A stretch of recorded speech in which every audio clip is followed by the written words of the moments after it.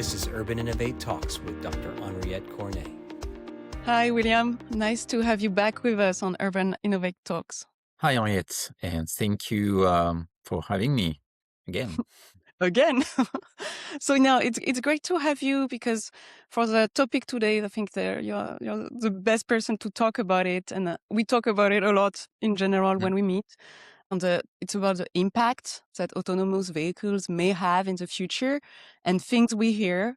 And what I'd like to do with you is to debunk this idea, to speak about this idea. Is it true? Is there reasons for it? And we'll dig into detail. But for those who don't know you yet, I think it would be great if you say a few words about yourself, what you're doing, where you are located, and after we can jump into the topic. Yeah, so nice to meet everyone. I'm William Levassor. I'm based in France. I worked first part in my career in the automotive industry. And now it's been actually, I was thinking about it, it's been 10 years. I'm in the AV industry, mainly on the operator side, so in the public transportation side, working on experimenting self-driving vehicles and building all the operation management system around it, so operators and local operators can integrate this technology in their networks. Yeah. Field solutions and control center solutions. Yeah, you say the word, and I think it's the audience should really know if they have questions about field operation, really what's happening on the ground. Actually, not theoretically, you're really the person to talk to. You have tested probably all possible AVs, particularly those for public transit, public transportation. So that's fantastic to have your view. And you do also a lot on the regulation side and all the monitoring. And we had the last episode was very much focused on the monitoring side. When we were preparing this episode and discussing in general, we realized that we hear a lot that a fear coming regarding expansion, let's say, of autonomous vehicles in many cities in the US and also more will come for sure in Europe. And in China, it's also super spread out in many cities, etc. Latent, so to say, fear that it could have a very negative impact on public transportation. Yeah, it's funny. We hear a lot, and it's funny. In one of the last show I went to, I heard people in the tramways or in the way to the exhibition, and you hear a lot of things about AVs, like it will kill all the jobs, it will kill public transit, we will only have Tesla, and that's it. So we hear, I saw it, so it works. That's maybe the worst thing. I know that. I know. We'll take this one for another. A lot of ideas to debunk. So that's a very good idea to have discussions on that. Yeah, and you said also the word jobs. I think we need to mention that because with killing public transit, mostly we think of transit as such as a service for the people, but behind public transit there is also many jobs linked with them, etc. So what will happen? What can we really expect from this deployment or from this technology? And we will dig into the tech, the service, but like what can really be the impact? So you already mentioned. You heard about people saying that in the tram and say like having kind of preconception. Or where do you think this fear is coming from? Or not fear, but like this statement when we say it will replace public transit, where do you think it comes from? I think it may come from the fact that we imagine a vehicle like a robotaxi, driving by itself and doing everything around by itself, only operating by itself. And I put a lot of difference between driving and operating, obviously. But I think that's a kind of simplification because you see a taxi, you see the driver, and you don't see the rest. You don't see it. And people remind or feel what they see, and they see a vehicle. And so it's very difficult when you pitch a control center, etc. It's crucial, but people see vehicles and they see drivers. And when they see robotaxi, there is no human anymore. And so it will replace jobs. And that's it. I think it's simplification of things. And when you go deeper, I think that's also our job to educate the general public and to show them. And maybe one thing, when we open to the public in experimentation, they see the vehicles driving, they say, wow, it's incredible, etc. But once we show the control centers, they realize there is much more than driving. They realize it is maybe safer than what they feared at the beginning. And when we, have uh, tests on public and say, do you feel safe? The rate on the feeling of safety is much higher once they are visited first the operation, the control center. So I think it's really a perception and education based on the first thing that you see. Yeah, that's a good point, and I can imagine that here in the US, having mainly like Waymo and Waymo being now in many cities, that's the first gate, so to say, to the technology, and Yeah. it's even in the word robotaxi when you think about it, because it's like, when we say an autonomous shuttles, we just think we don't know how it is operated yet, but in Yeah. robotaxi there is a form of like a model on how it operates in the word. Exactly. It's very funny that you say that, because actually in France, a few years ago, I don't remember when, but maybe 2 or 3 years ago, the state changes the wording. It is not anymore autonomous, it's automated. Oh yeah. Exactly like the Yeah. metros, etc. It's automated, meaning you operate a service. There is people outside of the vehicle. There are control centers. The vehicle, the driving is automated, but the Mhm. service is not autonomous. It doesn't run by itself. Yeah. And I think, as you said, it's very funny in the perception. Because, for example, when we saw in the social media, when Waymo talked about their remote operations, people were saying, wow, there is remote operation. It's not autonomous. Yeah, it's autonomous. It's driving by itself. But yes, there are. And I think we all need to acknowledge that it is normal to have control centers. It is absolutely normal, and metros are automated. They have control centers. Tramway can be automated. They have control centers. Elevators, they are Mhm. automated and they have call centers. You do hope that when you ring, there will be someone. Yes. And even for big networks of driven buses, we have remote control centers with a lot Yeah. of people that run the service, the quality of service, and passenger security. Yeah. So that's normal to have people. Yeah, absolutely. And yeah, this distinction about autonomous, automated, I think all these terms and the term robotaxi and the level of automation, that's also a topic I think we need to take aside. It's like growing so organically, so to say, step by step by researchers and people all over the world, that it has never been like defined properly and agreed properly. And at some point we just call it an autonomous vehicle. And both you and me, we know what we mean with that. But it's true, it can be misleading for users. Yeah, I think first we need to, as we say, differentiate the technology and the service. You have self-driving vehicles, and then you have the service. The service in the US is mainly ride-hailing services. You have public transit, but So ride-hailing, we mean ride-hailing market is Uber, one. Lyft, this type Yeah. of services. Yeah. In Europe, you have ride-hailing services, obviously, a big market, but the shared mobility market is higher than that in Europe. Maybe the technology itself, the self-driving technology, will be mainly used for ride-hailing services in the US and mainly used for shared mobility in Europe. We'll see that. It doesn't have to, I think it doesn't have to destroy the demand and the market in terms of services.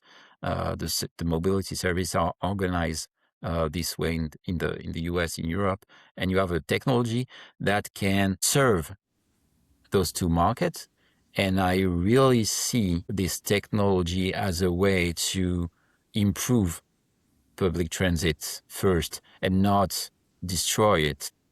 Yes, we have to have boundaries, but it's a really huge opportunity to improve public transit. We all have bad experience in public transit. For example, a bus that comes only one time an hour, that is 5 minutes late, that is not comfortable, etc. This technology will enable first, I think, to digitalize the vehicles.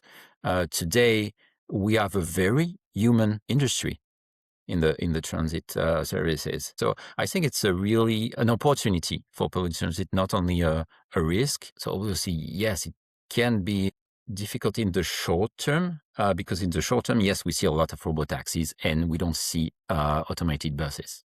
Yes, but there's a lot of reasons for this. The vehicles are smaller, so you have it's easier to get those vehicles and to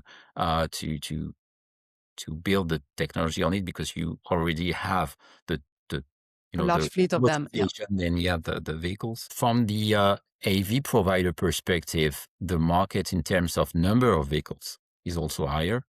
Maybe not in terms of markets, but in terms of number of vehicles, clearly it's higher. Clearly. Yeah, and something very particular for the US market is, in the case of Waymo particularly, having, and other manufacturers, by the way, why do they start with the ride-hailing services when they deploy in the US?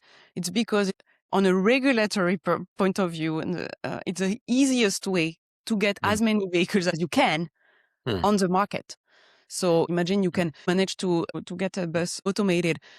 You can't deploy directly like a 500 like bus fleet from day one to day two. You will have to go through procurement process, long with like kind of complicated one, whereas the ride-hailing market is more free here. I mean, it's more flexible here. Yeah. It's regulated mostly at state level, so you don't even need to talk to cities about it. So you can have quite quick big fleet. Yeah, it is. It is more flexible. In Europe, it's the same. It's more flexible because when you start to think about shared vehicles or buses, you have first the constraints of having to manage different people at the same time, and it's more complicated because you can have people fighting. You can have they are not. You don't know exactly who is. It's not that you just book a vehicle. You can have like 10 people going in the vehicle at the same time. So it's more Absolutely. complicated.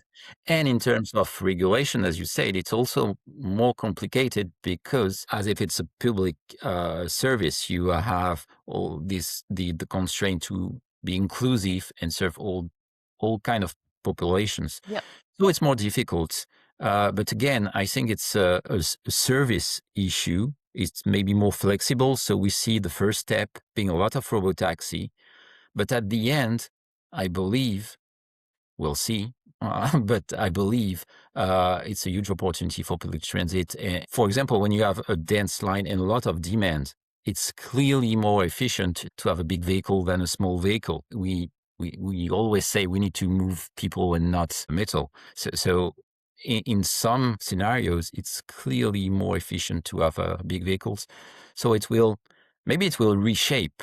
I see maybe the average size of buses, maybe it will decrease. We will still have big buses, and that's clearly more like BRT system on trunk line with dedicated lanes, with this type of almost rail or light rail, etc. We need that.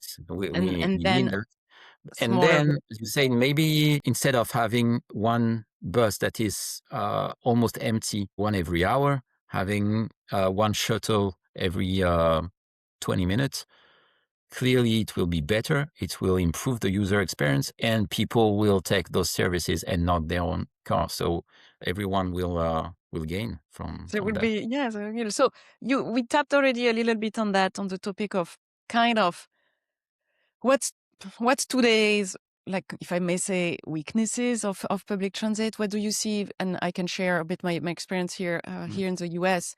But what do you see? Because, and I would love to hear your view on in France and in Europe of what are the weaknesses these days. You think the biggest problem, from the service, from the customer rider point of view, or like even the non-rider, but from people point of view, what's a big weakness?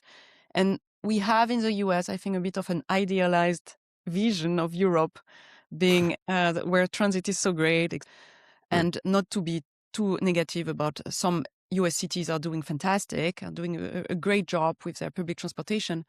But where do you see in Europe the big weaknesses? Clearly, in big cities, I think transit is fantastic in Europe. Clearly, you have tramways, metros, buses. So if you are in a big city, you have a lot of different options to move without having to take your car. I used to live in cities where I had just one tiny car, just for weekends, and we never took our own vehicles. So you have a lot of options. The pain point is more in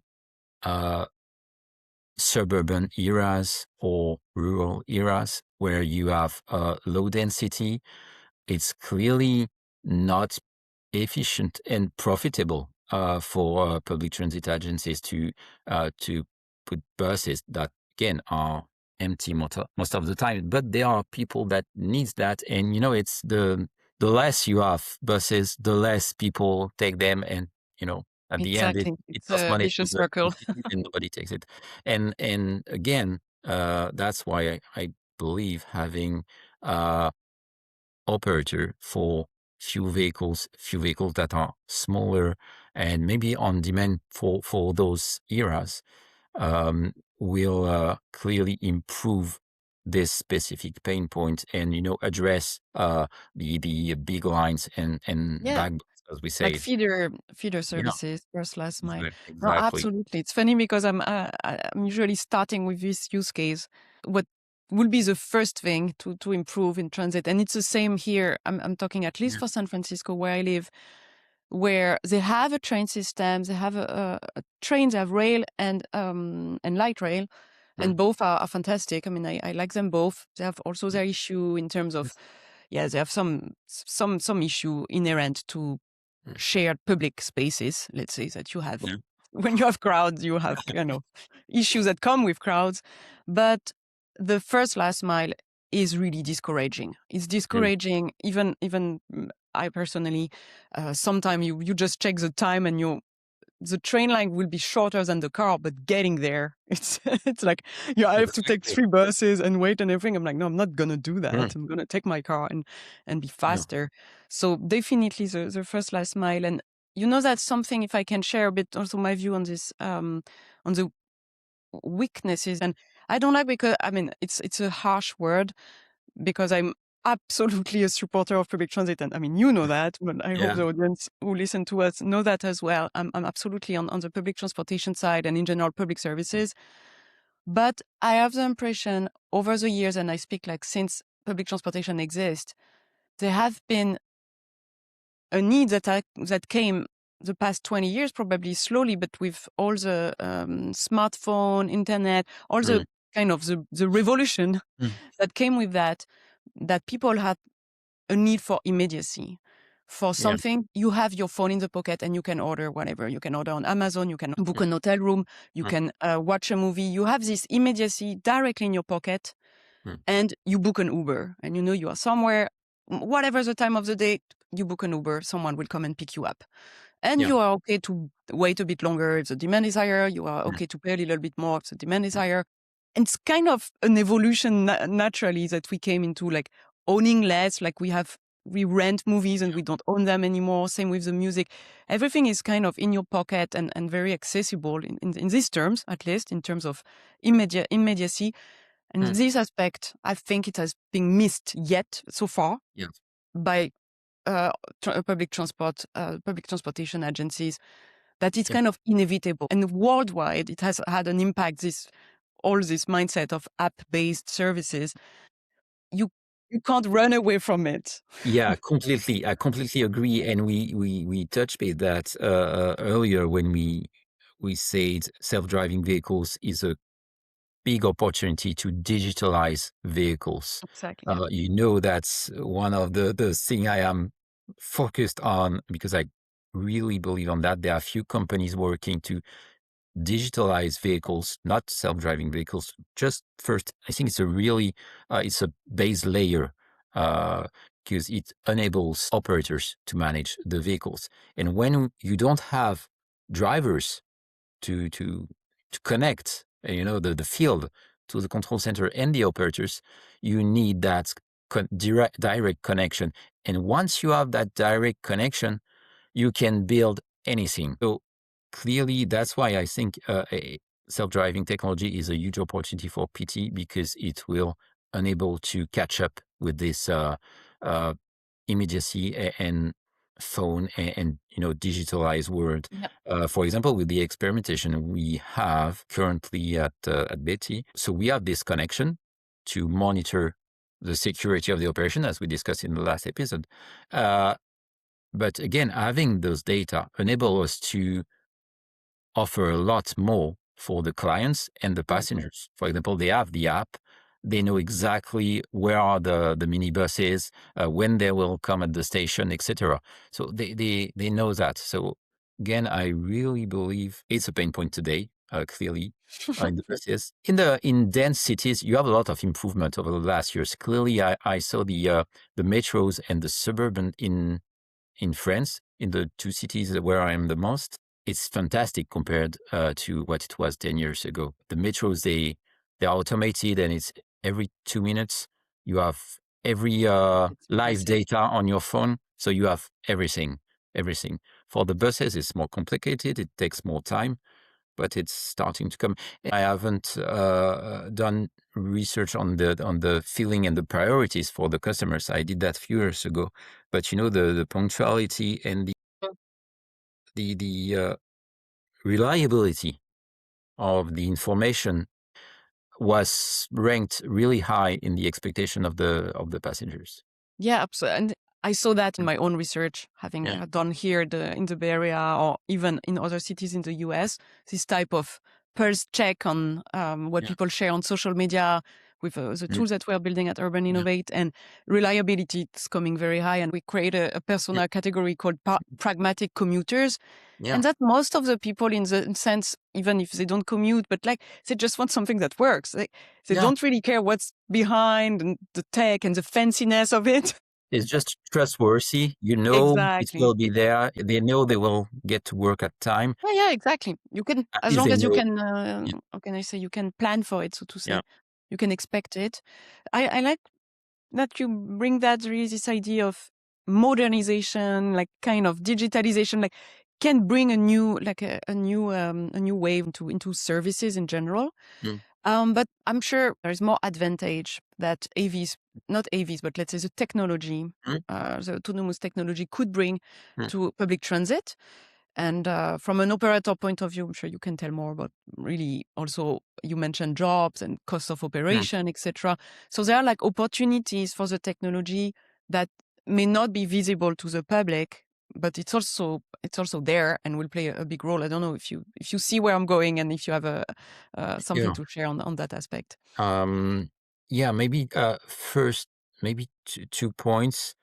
First, to extend what we were saying, when we say the pain points we see today is the suburban era and rural, in that kind of places. So you have kind of the need to feed the dense lines, but you also have some populations that cannot drive. See, and that's where having a bus is most of the time not efficient, not profitable. Here, automated vehicles are clearly a way to improve this service in those kind of places.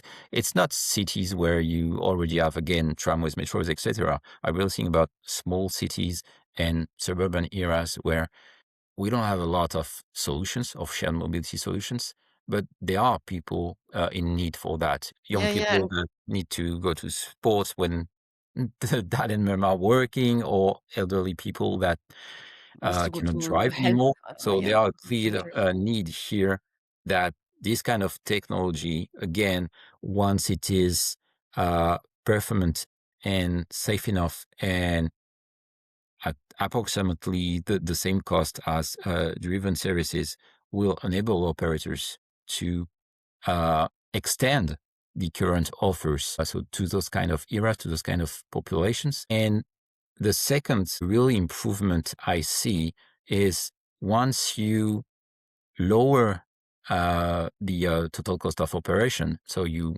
lower the number of people you need per ride, you will gain a lot more when you have long hours of operations. For example, if you replace a bus that is full of passengers and that operates 6 hours a day, you need a lot of cost improvement on the vehicle to be profitable at the end compared to a driven services. When you operate from 5 a.m. to 1 a.m., here you have to pay at least 2 drivers. So the gap between driven services and automated services increase. And so I think we will see a lot more public transportation solutions, in the evening and during the night. That also is a clear miss today in the offers, because it's not profitable for PTOs and PTAs. Mm-hmm. Yeah, I a mean, lot. you say profitable, but if I may ask, my vision of Mm. profitability, so to say, it's not really profitable. I mean, No, it's not. so maybe for those who listen, I kind of know what you mean, but maybe you should clarify what you mean with profitable, because they are a heavily subsidized Yes. sector, right? Yes, it is mainly 70%, so Okay. 70% of the total cost of operations are subsidized by local authorities, because that's one of the most important service that a city can offer to the people, to the inhabitants of the Yeah. city. It's always a big topic, and so the fares are really low for the passengers, because it's paid by taxes at the end. Yeah. Yeah. And what you mean with how AV could kind of help with that is more optimization, cost optimization. That's how I understand it. Exactly. At the end, and I think it's the same anywhere on the globe. The local budgets are tight Yeah. more and more, and so being private or public entities, they have to look for every penny they spend. Mhm. Uh, and so if they can, rationalize and serve more people with the same amount of budget, it will be a huge improvement for the population. Yeah. And there is another use case that we don't address a lot, because we mentioned automated buses, but we still imagine them somehow on the road and serving like lines, etc. But in the context of like depot management, where the buses are getting charged and washed and doing the usual like maintenance for them, I also see there a huge opportunity for the technology to be applied. And we had this use case when I was working in Europe in Madrid, where they Mhm. explored that in detail. And I know that in Austin, the transit agency about that in Austin is also investigating this topic of having bus driven during the day by Mm. normal, like by human, Yeah. and in the evening, usually what is being done is at the depot they need to stay with the bus Mm. and go from station to station to charge them, to maintain them, to deal with the kind of preparation of the bus for the next shift. But the driver is not driving anymore; it's just waiting. It's waiting time, and they calculated like a big Yeah. amount of the time, working time for the day, being spent on waiting, which is not what what the person was originally Yeah. paid for. And there could be also a way to automatize all these steps in the Mm. depot. It's closed site, so the risks are pretty low. There is not many pedestrians around. It's very predictable environment, Yeah. and already there can be a lot of cost saving. And I really I should put some link in the description of the episode, because Yeah. they have very nice calculation done by the operator of Mm. Madrid on how much they could save if their depot management would be fully automatized. So that's also something that, if the technology is used in the right way, could really beneficiate public transport, public transit. Completely. I have the same experience in every operators. The depot is where you lose a lot of time and money, because you are paid by the kilometers you do for passengers, not for what you do at the depot. So there's a huge improvement there. So maybe it will be interesting if you have other studies or if anyone has feedbacks on that. But yeah, I was kind of surprised there is nothing yet Yeah, or it commercialized. could be, is the way I see it, maybe it could be, and I don't want to dig into the level of automation, but more like a L2, L3, like assisted driving during the day and Mm. turn into like a fully automated L4, yeah, at the depot. on And your site, yeah, maybe there are some way of thinking of how do you make the best of the technology. So yeah. yep, there are some There's ideas definitely. clearly something for the next years to come. But Yeah, again, in the depots, yes, you have a lot of improve, and that's also one of the points where I focus to automatize or digitalize what the operators or drivers are doing today. They are checking the vehicle, they are doing a lot of report and data. So it takes a lot of time, and that's the first thing that doesn't require a very costly autonomous driving stack, just an app on your phone yeah, to digitalize at it goes least in one step. But step by step will improve a lot. But at the end, that's something that we mentioned, and we are confronting robotaxis and transit with buses. But at the end, it's the same. If you have vehicles, you need to charge them, you need to clean them, you need to check if everything is all right.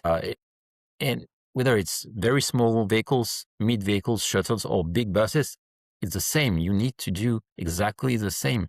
You don't see it with taxi because the driver is doing it. With driven buses, it takes a part of the total cost of operation because you have depots, obviously. But at the end, if you don't own your vehicle and if you don't have a driver for your taxi, someone will have to do that. You will have to tackle those things, whatever the vehicle is and whatever the service, if it's a robotaxi or transit. But back, just for kind of a closing of Mm. this, really the question: will AVs kill public transit? With this mental model, maybe the question is actually, will robotaxi or ride-hailing services will kill public transit? Or even being more detailed, will privately operated fleets, this type of fleets, will kill a public service?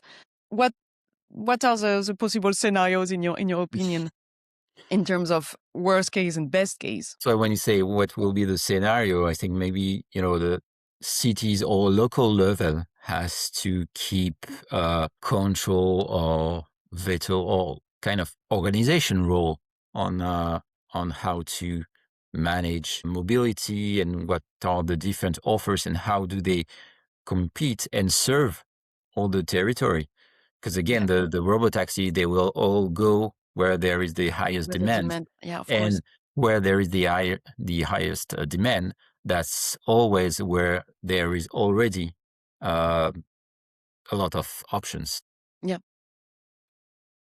That's a good point. And I want to also say a word of this type of partnerships that have existed. I know, at least from Uber, like a department called Uber Transit, where they did Yeah. partnership with cities on getting a bit, some subsidized, maybe not the entire ride, but really lowering the price for the population thanks to subsidy from the city.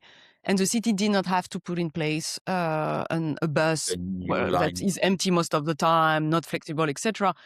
So these partnerships exist, and for me, if I may jump into the optimist, and I want to hear what's your most optimistic view of this type of synergies that could exist.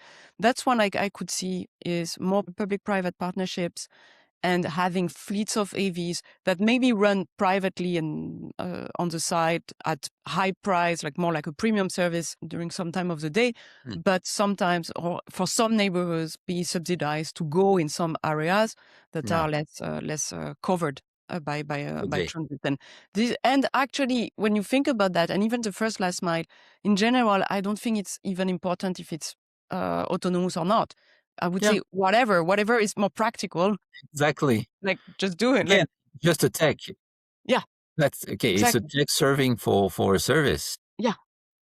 So what about you? What's your ideal model, or do you have an ideal model? I'm Yeah. not sure there's a unique model for each and every territory or each and every city. think Oh, they are. take one you like.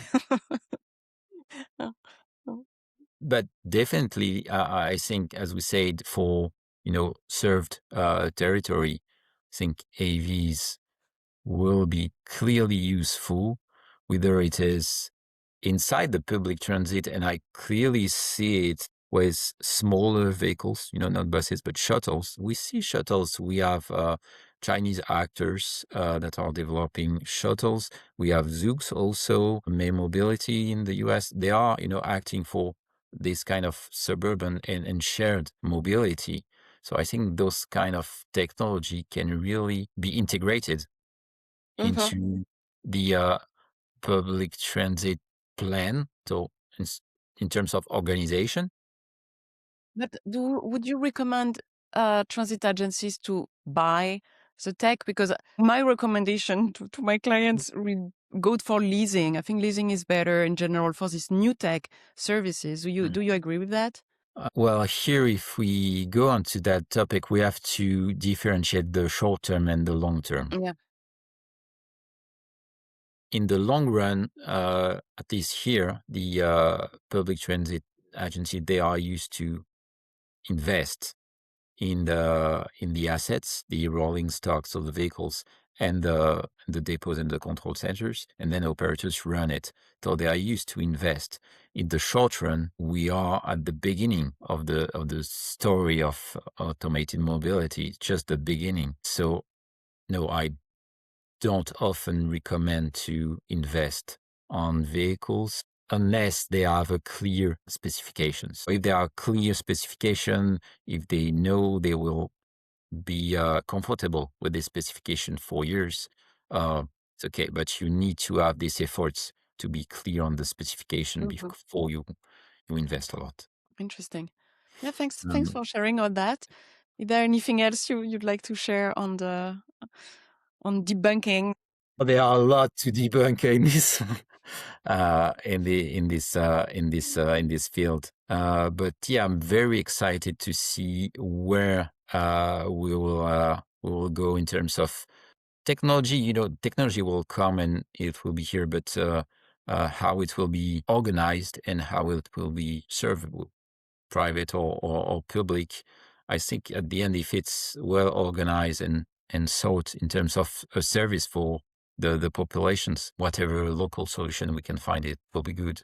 Would be helpful. Oh, I love that. It's Mm. a good way to end. And Yeah. if you don't mind, I'd love to dig next time in the topic of jobs, because with everything I said, I'm Yeah. sure the audience will have a lot of questions. Like, yeah, but what about the bus driver who will lose his or her job?